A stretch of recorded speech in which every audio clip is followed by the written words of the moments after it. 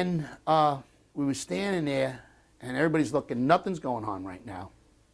And I think second platoon, and the CP group had come up, because third platoon was in, we were here, second platoon, and they come up, and they got online, and they were moving through, and we were going to give the overhead coverage. Yeah.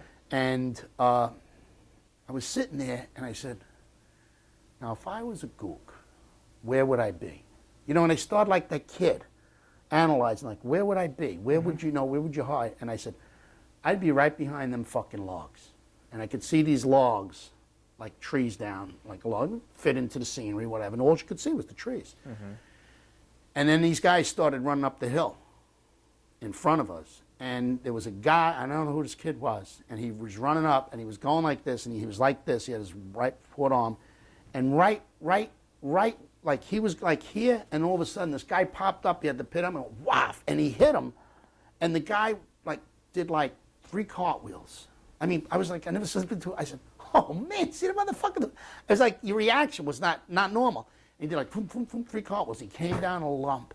And I said, that's where they are. And then we started firing the machine gun, what Ronnie had. They were firing right at the hole.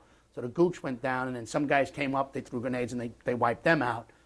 And then they moved up, and then we moved up, and then we got up to where this guy was. And they got a corpsman, and they propped him up against a tree, you know. And he was sitting there, and he was fucked up. I mean, he got hit probably about 6 bullets went through his armpit. And like, you know, one came out his side, one came out like his groin. They just go all where they come out.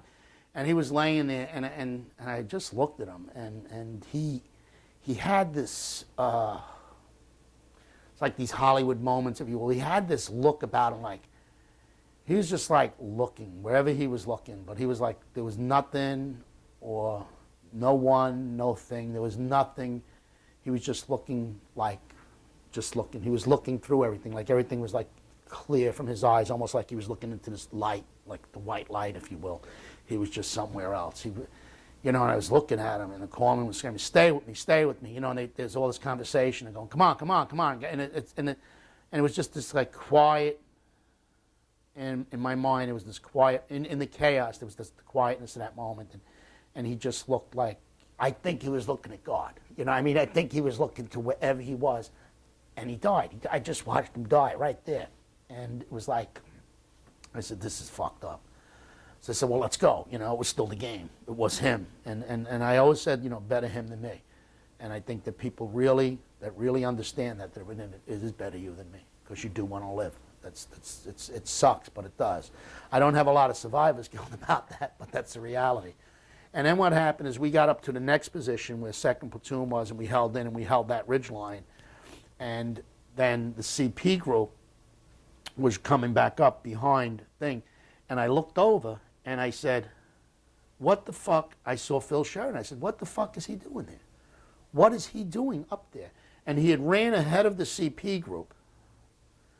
And he was an FO. So I guess he thought he was going to be John Wayne. He was going to call in the artillery.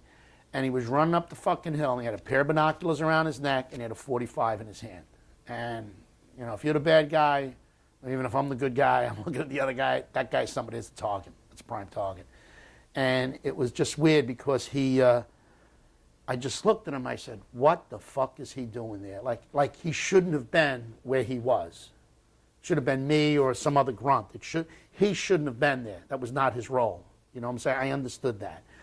And he ran, and then all of a sudden, it was the weirdest thing. It was like his feet, like it's like he kind of like went like this, like up on his, like he was going, you got a picture, he's running uphill, so he's leaning forward, and all of a sudden you see him go like this, almost like he was trying to bend over on his heels, like to touch his thing. And that's when he got hit in here in the chest somewhere, and he went over that way, and then all of a sudden he just violently went back, and I think he took a shot in the head.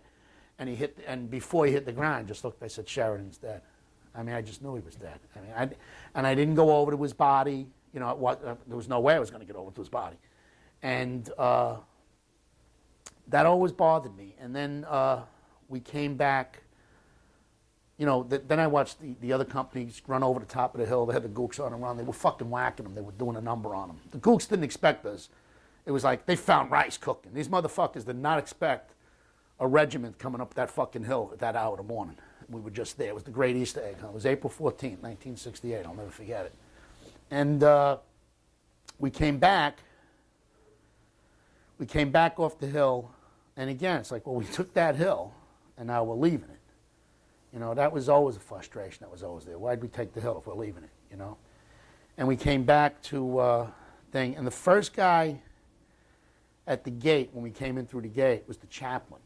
And he was standing there on these sandbags. He was, oh, they filmed it on, you guys incredible going, and he was trying to, like, I realize now he was trying to be encouraging and give words of comfort or something. And I looked at the guy and I was like, why? You know, why? And he didn't have an answer for me. I asked him that. I said, why? You know, why? And he didn't have an answer for me. And I left my religion on that hill. I have never gone back to it.